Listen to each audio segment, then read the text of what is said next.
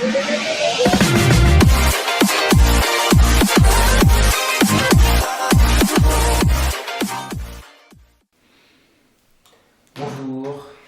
on se retrouve pour la correction des exercices. Donc on va corriger les exercices 188 et 196.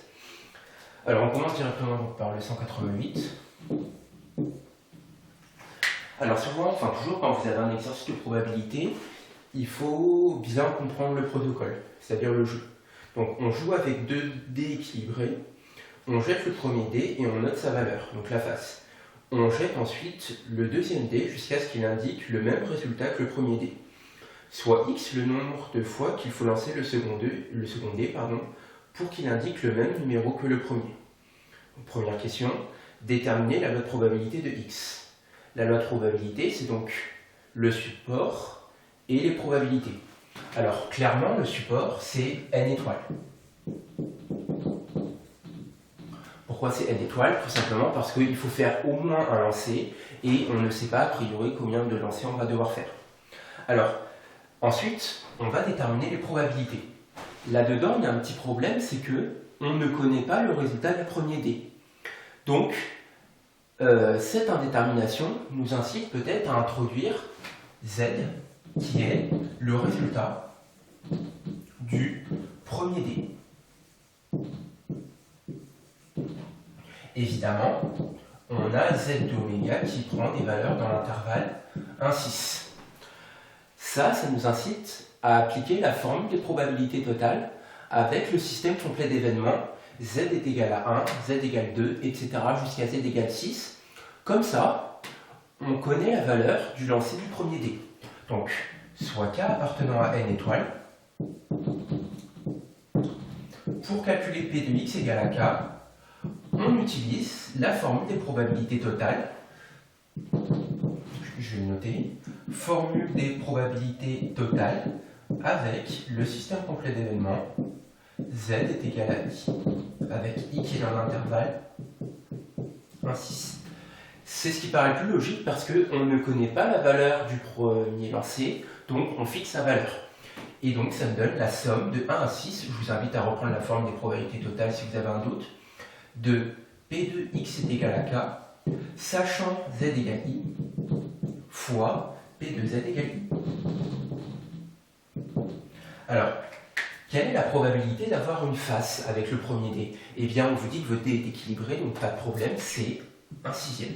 Et ce 1 sixième, vous pouvez le passer devant par linéarité. Donc ça me donne 1 sixième fois la somme de i allant de 1 à 6 des P de z égale i, P de x est égal à k, sachant z égale i.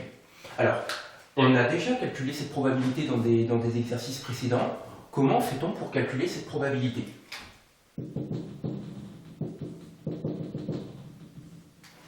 Vous lancez votre dé équilibré à 6 faces et vous vous arrêtez quand vous avez la face numéro i. Donc par exemple, histoire simplifiée, ça ne change rien, prenons i égale 1. Vous lancez votre dé tant que vous n'avez pas la face numéro 1. Et évidemment, vous vous imposez que vous avez fait qu'à lancer. Donc, si vous avez fait qu'à lancer, ça veut dire que les k-1 premiers lancés, vous avez des nombres qui sont différents de i. Donc par exemple différents de 1. Donc vous avez obtenu par exemple 2, 3, 4, 5 ou 6. Avec une probabilité de 5 sixièmes. Comme vous en avez fait k-1, 5 sixièmes puissance k-1. Fois, au lancer numéro k, vous avez donc obtenu la face numéro i, obtenu la face numéro 1, avec une probabilité de 1 sixième. Alors, il faut calculer cette somme. Faites attention à l'indice de sommation. Ici, votre somme, vous sommez sur i allant de 1 à 6. Le k qui est en haut, c'est une lettre muette. Si vous voulez, c'est une constante. Donc, tout ça, vous pouvez le sortir par linéarité. Ça vous donne 1 sixième, 5 sixièmes puissance k-1, fois 1 sixième. Tout ça, c'est une constante, je la sors par linéarité, fois la somme de 1 à 6, des 1. Et cette somme-là, il faut 6. 1 plus 1 plus 1, 6 fois, ça vaut 6. Et donc, 1 sixième fois 6, ça vous fait du 1 sixième, 5 sixième, puissance 15. Voilà. Donc l'idée, c'est vraiment appliquer la formule des probabilités totales en fixant la première valeur, en fixant la valeur du premier dé. Comme ça, vous n'avez plus qu'à appliquer des choses que l'on a en finale, des raisonnements que l'on a déjà fait. Alors pour la question 2, déterminer son espérance et sa variance. Alors je ne vais pas les calculer parce qu'on les a déjà calculés. Je vous invite à reprendre les exemples numéro 10 et les exemples numéro 12. Par exemple, on avait trouvé l'espérance qui était égale à l'espérance de x c'était 6 et l'espérance, la variance, je crois que c'était 30. Reprenez-les, mais on les a déjà calculés. Voilà, donc vous me poserez vos questions si vous avez du mal à les calculer. Ok, du coup on passe directement à l'exercice 196. Pareil, il y a un protocole qui est un peu compliqué à comprendre. On n'hésite pas donc à surligner les informations intéressantes. Alors, on lance une pièce truquée, donc pile ou face. La probabilité de donner pile, c'est petit p, et la probabilité de donner face, c'est petit q. Et q, c'est 1 moins p. Et donc, on s'intéresse à la première fois où on a deux piles consécutifs. Par exemple, lisez le bon, je vais en faire un autre, peu importe.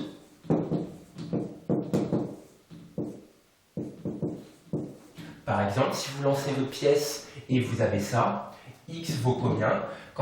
À quel lancer vous avez vos deux premiers piles consécutifs? 1, 2, 3, 4, 5, 6, 7. Donc dans ce cas, x vaut 7. Voilà.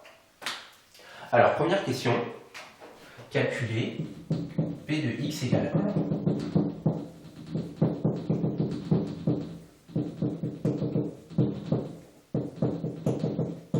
P de x égale 4. Alors, on va passer par une bonne description de nos événements. Alors, bon, ça c'est complètement facile. P de x égale 1. Bah, c'est évidemment de probabilité nulle parce que pour obtenir au moins 2 piles, vous devez faire au moins 2 lancers. Donc cette probabilité vaut 0.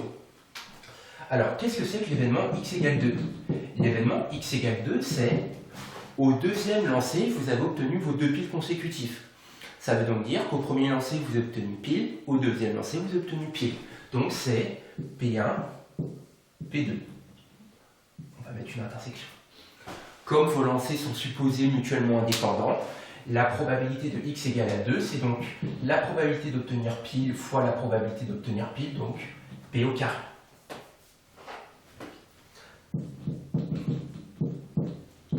L'événement x égale à 3. Ça veut dire qu'au troisième lancer, vous avez obtenu vos 2 premiers piles consécutifs. Donc à la fin, vous avez P2 inter P3. Reste à savoir ce que l'on met en premier. Est-ce qu'on peut avoir un pile ici? Est-ce qu'on peut avoir un pile? La réponse c'est non. Parce que si vous avez un pile, vos 2 premiers piles consécutifs, ils arrivent ici au deuxième lancer. Donc vous ne réalisez pas l'événement x égale 3, mais vous réalisez l'événement x égale 2. Attention, donc là nécessairement vous avez un face. Et toujours pareil, en utilisant le fait que vos lancers sont supposés mutuellement indépendants, quelle est la probabilité d'avoir face? Par définition, c'est Q. Quelle est la probabilité d'avoir 2 piles? C'est P au carré. Pareil,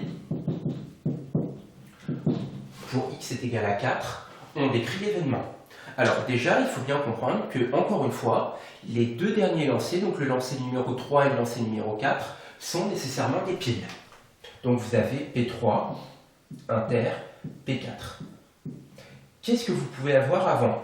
Avant, nécessairement, même raisonnement qu'au-dessus, vous devez avoir un face. Tout simplement parce que si vous avez un pile ici, en position numéro 2, vous ne réalisez pas l'événement x égale à 4, mais vous réalisez l'événement x égale à 3, tout simplement parce que vos 2 premiers piles consécutifs arrivent en position 3. Donc là, vous avez un face.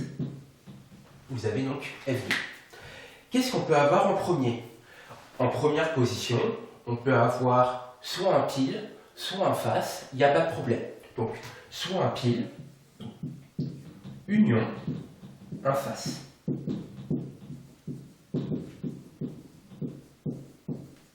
Voilà, là j'ai juste réécrit donc F2, P3, P4. Alors, vous remarquez que ces deux événements-là, ils sont incompatibles, donc l'union elle va se transformer en plus. Quelle est la probabilité du premier événement ici? Quelle est la probabilité d'avoir pile? C'est P. Quelle est la probabilité d'obtenir face? C'est Q. Quelle est la probabilité d'obtenir vos deux piles? Ici, c'est P au carré. P au carré fois P, ça vous donne P au cube. Et enfin, là, vous avez combien de faces? Vous en avez deux, donc Q au carré. Et vous avez deux piles, donc P au carré. Voilà. Voilà donc les deux probabilités. Enfin, plutôt les quatre probabilités. Donc, dans ce genre de choses, il faut bien comprendre les événements, c'est-à-dire, et surtout passer par une bonne description de vos événements. Alors, on passe à la question 2. Justifier que la famille est un système complet d'événements. Alors, on rappelle ce que c'est qu'un système complet d'événements. Un système complet d'événements, c'est une famille d'événements, une famille qui est composée d'événements 2 à 2 incompatibles, et l'union de ces événements donne l'univers. Alors, si vous regardez, d'ailleurs, vous allez corriger, puisque on est bien en train de parler de la famille P1 inter F2, et non pas F1, comme j'ai noté sur la feuille, et P1 inter P2. Alors, 2 à 2 incompatibles. Est-ce que ces événements sont 2 à 2 incompatibles?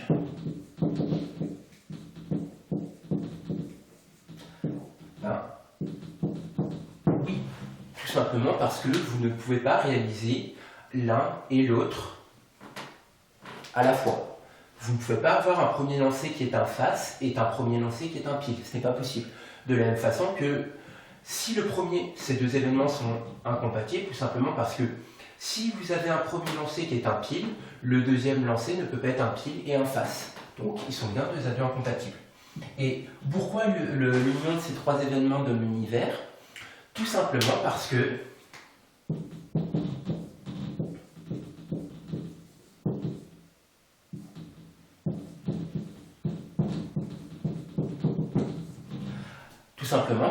en discutant, votre premier lancé, donc le premier lancé, c'est soit face, soit pile.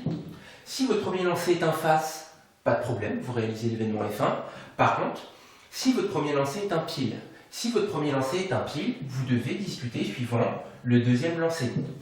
Ou bien votre deuxième lancé est un face, auquel cas vous réalisez cet événement-là, ou bien votre deuxième lancé est un pile, auquel cas vous réalisez ce troisième événement. Mais dans tous les cas, du coup, quand vous lancez votre pièce un nombre infini de fois, eh bien vous placez nécessairement dans l'une de ces trois possibilités. Ok, on passe à la question 3, qui est donc la question la plus difficile. En déduire la relation qu'on vous propose. Alors, il faut quand même essayer de suivre l'enchaînement logique des questions. Si on vous a fait trouver un système complet d'événements à la question 2, c'est que ce système complet d'événements va probablement servir à la question suivante. Quelle est la formule de probabilité qu'utilise naturellement la notion de système complet d'événements? C'est la formule des probabilités totales. Donc, on va utiliser la formule des probabilités totales avec le système complet d'événements que l'on vient de vous faire trouver. Alors, donc, question 3. Je prends un antinaturel et on utilise la formule des probabilités totales avec le SCE. F1 inter P1 inter F2 et P1 inter P2. Donc, ça nous donne, c'est vraiment plus long à écrire qu'à comprendre, P de x est égal à n plus 2. Il faut remarquer que je pars du membre de gauche, c'est donc. Alors, votre système complet d'événements comporte 3 événements, donc votre somme va comporter 3 événements. Alors, P de x est égal à n plus 2, sachant F1, fois P de F1, plus P de x est égal à n plus 2, sachant P1 inter F2, plus P de x est égal à n plus 2, sachant P1 inter P2, fois P2 P1 inter P2. Alors, il faut être logique maintenant. Regardez le résultat sur lequel on veut arriver, c'est-à-dire le membre de droite. On n'a plus que 2 éléments dans notre somme. Ici, on a encore 3. Donc probablement qu'il y en a un qui doit valoir 0. Alors, on va calculer les probabilités. Quelle est la probabilité d'avoir un face? Ça c'est Q, c'est facile. Quelle est la probabilité, autant pour moi ici j'ai oublié le fois P2, P1 inter F2.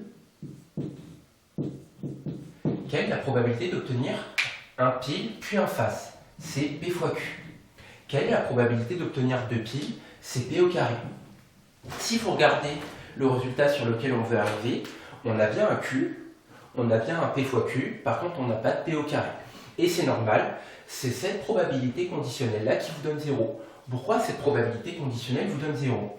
Quelle est la probabilité d'avoir vos deux premiers piles? J'ai noté. Quelle est la probabilité d'obtenir vos deux premiers piles au rang n plus 1 et n plus 2, avec n qui est un antinaturel non nul, sachant que vos deux premiers lancers, vous avez obtenu pile et pile? Eh bien, si vous avez obtenu pile et pile aux deux premiers lancers, ça veut dire que vous avez réalisé l'événement x est égal à 2, par définition. Donc, vos deux premiers piles sont arrivés ici. Ça ne sert à rien, donc vos deux premiers piles ils ne peuvent pas arriver, par exemple, aux positions 21 et 22. Donc, cet événement-là est de probabilité nulle. Alors, on continue. Donc là, je recopie le Q. Ah, ici, vous avez réalisé l'événement x est égal à n plus 2, sachant f1. On fait un dessin. Ça veut donc dire qu'en position n plus 1 et n plus 2, vous avez obtenu pile et pile. Et en première position, vous avez obtenu un face.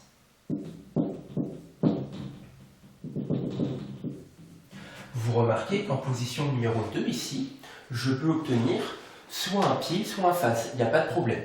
Tout simplement parce que mes deux premiers piles sont ici. Donc d'une certaine façon, lui, là, on peut l'oublier. Ça veut dire que réaliser l'événement x est égal à n plus 2 sachant f1, c'est au final s'intéresser à quelle est la première fois où j'ai mes deux premiers piles consécutifs au cours, si vous voulez, de ces lancers-là. Ma nouvelle origine, si vous voulez, je repars du lancer numéro 2.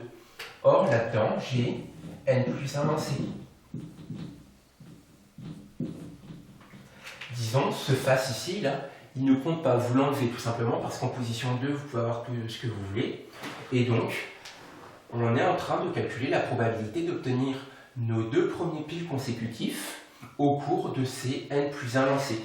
Donc, on est en train de réaliser, on est en train de calculer la probabilité de l'événement x est égal à n plus 1. C'est le même raisonnement ici. En position n plus 1 et n plus 2, vous avez pile et pile.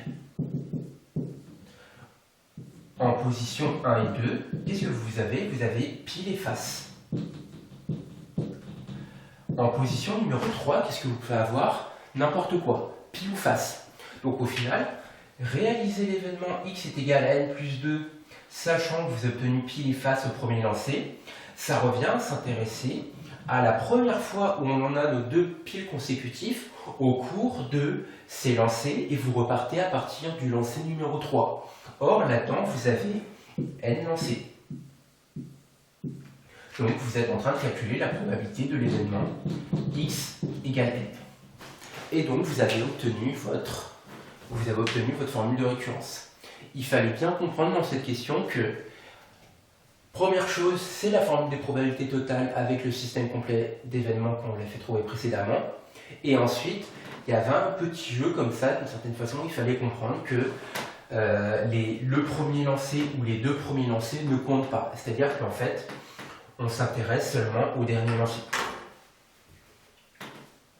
Alors, la question 4A, c'est une question qui est assez classique. Alors, encore faut-il reconnaître quelque chose.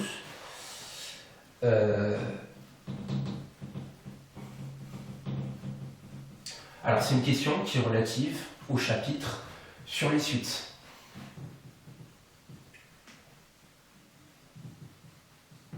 Alors, histoire de simplifier un petit peu l'affaire, je vais poser un qui est p de x égale n. Et donc, je réécris le résultat de la formule, enfin le résultat de la question précédente, en remplaçant, alors déjà un par p, enfin plutôt p de x égale n par un. Et dans cette question 4, on vous dit de prendre p qui est égal à 1 tiers. Pardon, 2 tiers. et donc Q vaut 1 tiers. Alors ça nous donne UN plus 2 est égal à Q, P de X est égal à N plus 1, donc 1 tiers P de X est égal à N plus 1, plus PQ, 1 tiers fois 2 tiers, donc 2 neuvièmes, de, du coup, P de X est égal à N plus 1, évidemment je ne voulais pas le mettre, je voulais dire que c'est UN plus 1, et P de X est égal à N, par définition c'est UN. Autrement dit, comment ça s'appelle? Vous reconnaissez une suite récurrente linéaire d'ordre 2, évidemment. Je vous invite à voir le chapitre sur les suites. Vous savez faire, enfin en tout cas moi je sais faire, et dans ce genre de situation, il faut poser ce que l'on appelle l'équation caractéristique. Reprenez le chapitre numéro, je crois, 3 ou 4, c'est le chapitre sur les suites, si vous avez un doute sur ce genre de choses. L'équation caractéristique, vous remplacez en fait, vous résolvez l'équation r carré est égal à 1 tiers de r plus 2 neuvièmes, autrement dit r carré moins 1 tiers de r moins 2 neuvièmes égale à 0. C'est facile, hein, c'est une équation du second degré, delta b carré moins 4ac. Alors je vais un peu vite sur ce genre de choses. Moins 1 tiers au carré, ça fait 1 neuvième. Moins par moins, ça fait plus. 4 fois 2, ça fait 8, donc 8 neuvièmes. 1 neuvième plus 8 neuvièmes, ça fait 9 neuvièmes qui vaut 1. Donc votre équation, elle admet, alors je vais vite, hein, elle admet deux solutions, je vous laisse le vérifier. R1 qui est donc égal à 2 tiers et R2 qui est égal à moins 1 tiers. Vous calculez les racines, hein, moins B plus ou moins racine de delta sur 2A. Ok, alors, du coup, une fois que vous avez ça, vous savez que votre suite elle est de la forme suivante. Il existe deux réels A et B, tels que, pour tout n appartenant à n étoiles, faites attention, un est égal à A, R1 puissance n, donc 2 tiers puissance n, plus B, R2 puissance n. Pour trouver les valeurs de R1 et de R2, on utilise ce que l'on appelle les conditions initiales. On se rappelle qu'on avait trouvé U1 qui est P de X est égal à 1 qui est égal à 0 et U2 qui est P de X est égal à 2. Souvenez-vous, on avait trouvé P au carré, mais P au carré ça vaut 2 tiers au carré, ça vaut donc 4 neuvièmes.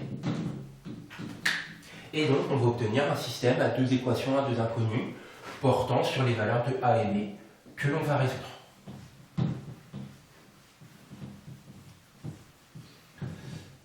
Alors, U1, il vaut combien? Donc, il vaut 0, évidemment.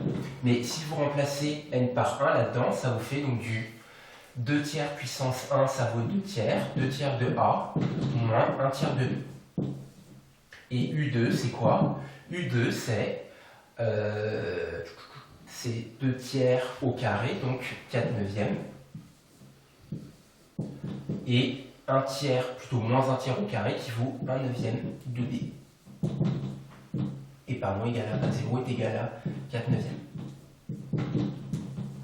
Alors, tant qu'à faire, autant éviter d'avoir des fractions. Donc, la première équation, je vais la multiplier par 3 pour enlever les 3. Et la deuxième équation, je vais la multiplier par 9. Si je multiplie tout par 3, je vais avoir 2A moins B égale à 0. Et là, je vais avoir 4A plus B égale à 4. Alors, pour terminer la résolution, oui. Vous remarquez par exemple que si vous additionnez, si vous faites l'opération L2 reçoit L2 plus L1, vous simplifiez les B. Vous voyez, ça va vous donner donc, alors, 2A égale à B, et donc vous allez en déduire, alors qu'est-ce qu'on en déduit? 2A plus 4A, ça fait 6A. 6A est égal à 4. Donc vous en déduisez que A est égal à 4 sur 6, qui fait donc 2 tiers. Et enfin, vous en déduisez B, qui est donc égal à quoi? B, c'est 2A, donc c'est 4 tiers. Voilà. Et donc, vous en déduisez que UN est de la forme A, 2 tiers,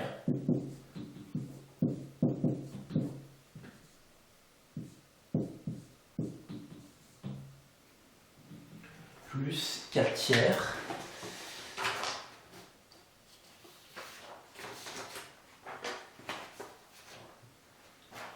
puissance moins 1 sur n. Alors, c'est pas tout à fait ce que vous demande l'énoncé, parce que nous, un c'est p de x est égal à n. L'énoncé vous demande p de x égale à n plus 1. Alors, c'est pas grand chose, c'est un petit détail. Hein. Il suffit de remplacer n par n plus 1.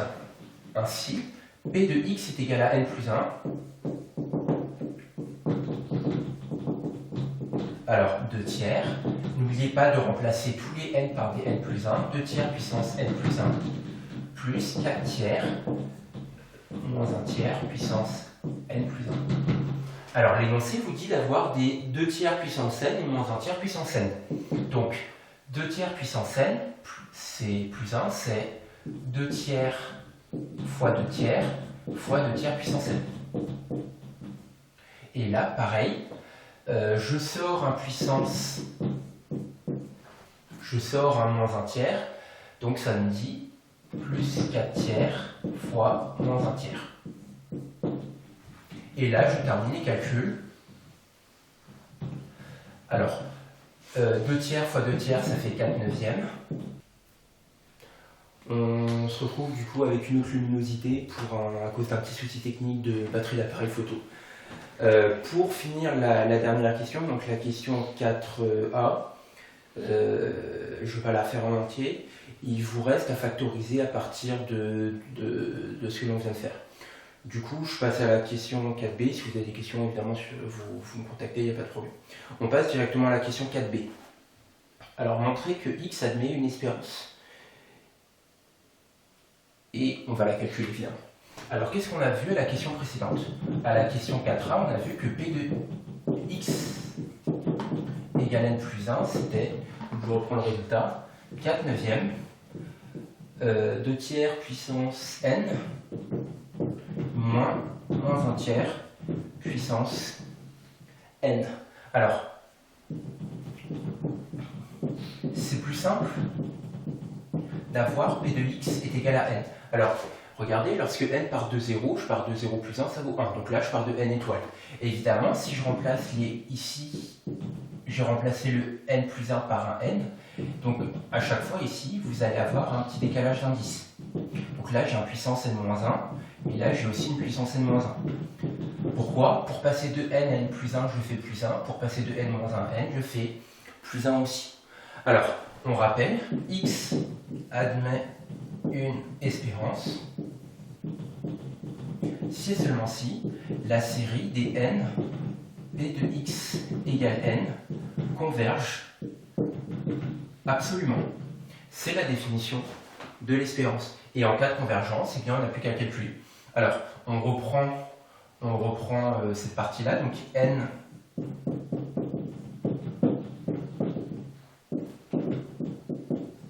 pour tout n supérieur à 1, n p de x est égal à n, n étant positif, fois 4 neuvièmes, 2 tiers puissance n-1, moins 1 tiers puissance n-1.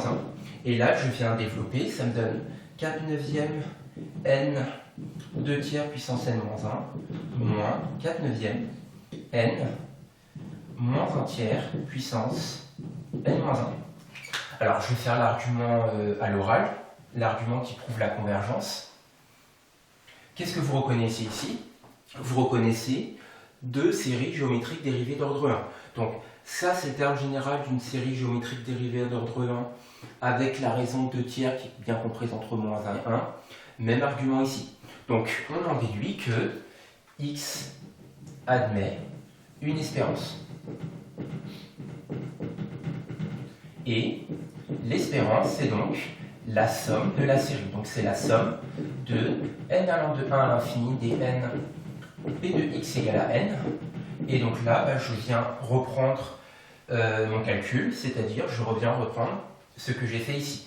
Et j'utilise directement la linéarité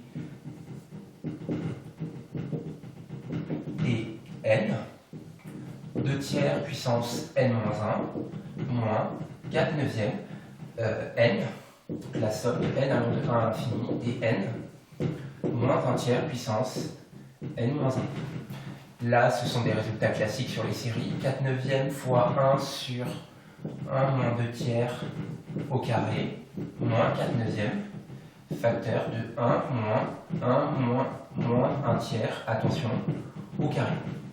Bon, on n'a plus qu'à terminer les calculs, et c'est fini, on aura l'espérance. Alors, 4 neuvièmes. 1 moins 2 tiers, ça fait 1 tiers. 1 tiers au carré, ça fait 1 neuvième. 1 sur 1 neuvième, ça fait 9. 9 moins 4 neuvièmes. Attention ici. 1 moins 1 tiers, ça fait 1 plus 1 tiers, ça fait 4 tiers. 4 tiers au carré, ça fait 16 neuvièmes. 1 sur 16 neuvièmes, ça fait 9 16e. Et là, il y a plein de simplifications. 9, 9, 9, 9, ça fait 4 moins 4 sur 16, ça fait 1 quart. 4 moins 1 quart, ça vous fait donc du 15 quarts. Voilà votre espérance. Ok, on passe au calcul de la variance. Alors, rappel, donc, question 4c, x admet une variance si et seulement si la série des k p de x est égale à k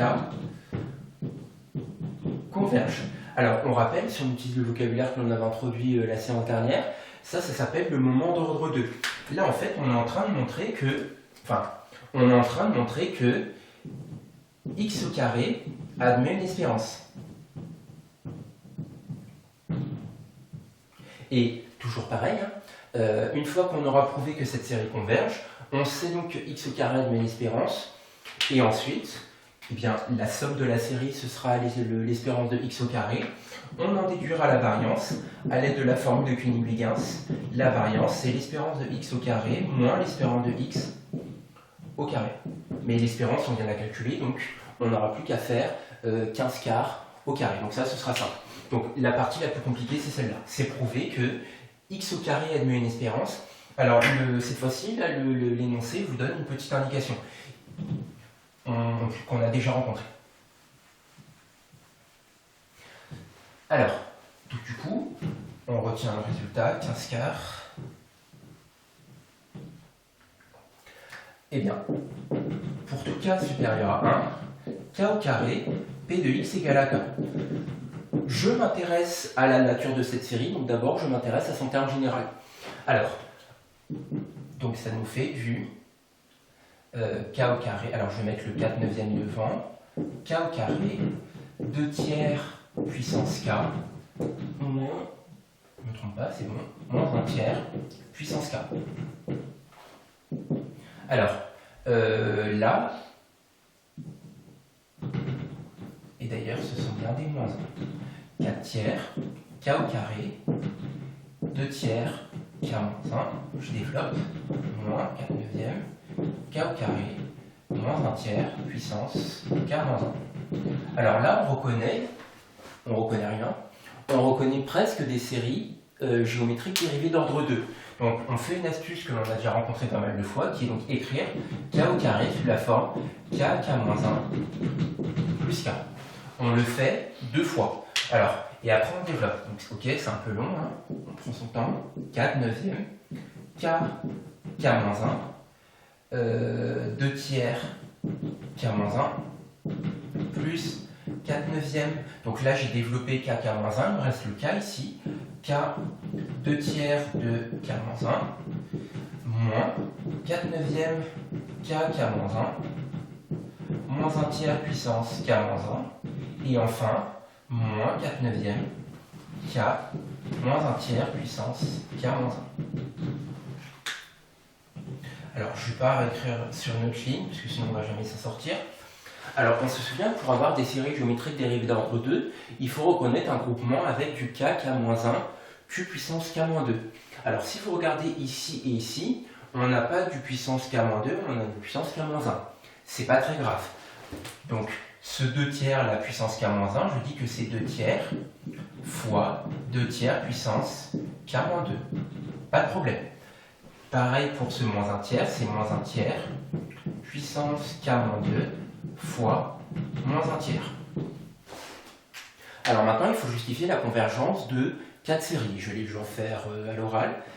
Cette série-là, plutôt la série de ce terme général, elle converge car elle est proportionnelle à une série géométrique dérivée d'ordre 2 avec la raison qui est comprise entre moins 1 et 1, la raison vaut 2 tiers.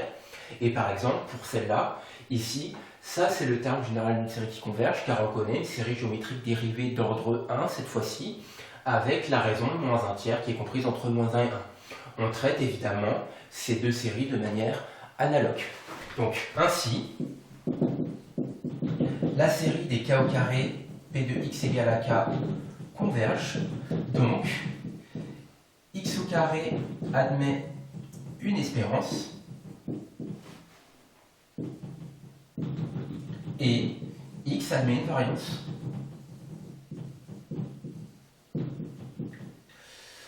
Ok, donc maintenant on n'a plus qu'à calculer la série de ce terme général là et c'est bon. Alors je vais effacer ici. Bon, ça va être vraiment plus long à écrire qu'à comprendre. Ainsi,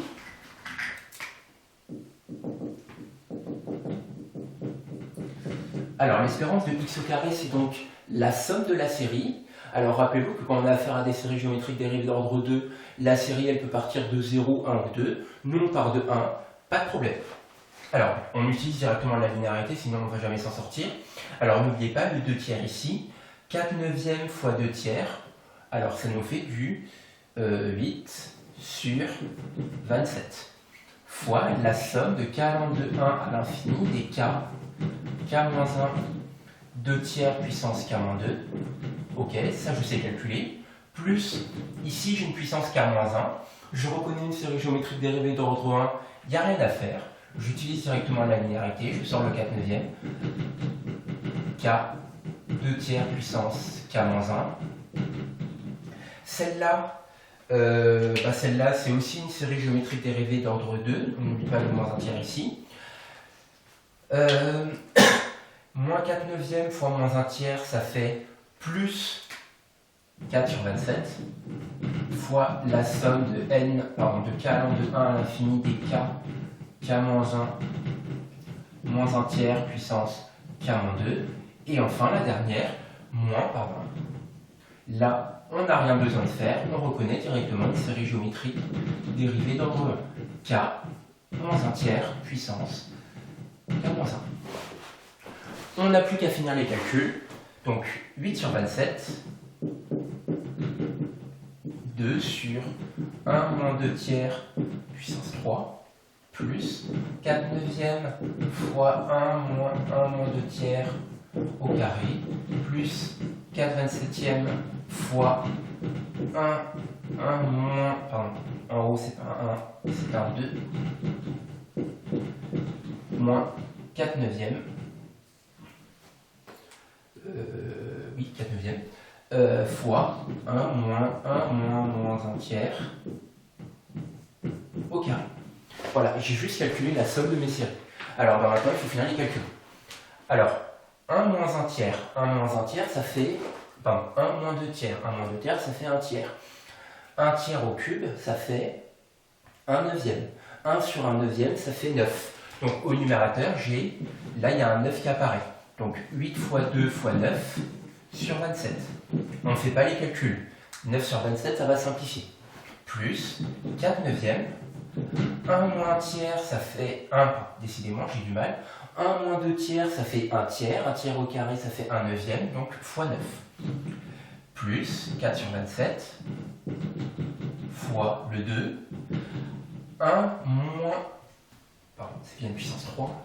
1 moins 1 tiers, ça fait 4 tiers. 4 tiers puissance 3, ça fait donc puissance 3, ça fait donc du ok, là je me suis trompé. 3 puissance 3, ça fait bien 27. Donc là, on va avoir du 27 sur 4 puissance 3, ça fait 4 fois 4, ça fait 16, fois 4, ça fait 64. Et enfin, moins 4 neuvièmes. Ça fait toujours du 1 moins un tiers, ça fait toujours du 4 tiers. 4 tiers au carré, ça fait du 16 neuvième, donc ça fait du 9 sur 16. Voilà, bon maintenant, il faut tout simplifier. Alors, les 9, hop, 27, 27, 27, 27. Alors, regardez ici, 4 fois 2, 8. 8 sur 64, ça fait 1 huitième. Donc là, vous avez 8 au dénominateur. 9, 9. 4 sur 16, ça fait 1 quart. Alors, évidemment, il nous reste donc 16 plus 4, là, plus 1 huitième, moins 1 quart. Alors, 16 plus 4, ça fait 20. 1 huitième moins 1 quart, ça fait moins 1 huitième. Ça fait donc 20 moins 1 huitième. Alors, on réduit au même dénominateur, qui est donc 8. 8 fois 20, c'est 160, pardon, 160 moins 1, 159 sur 8. Voilà, ouf. Et maintenant, on passe au calcul de la variance parce que c'est fini. La variance, c'est e de x au carré moins l'espérance au carré. Alors, l'espérance de x au carré, on vient de la faire, 159 huitièmes. Et l'espérance, on vient de la trouver tout à l'heure, c'était 15 sur 4 au carré. Alors, 25,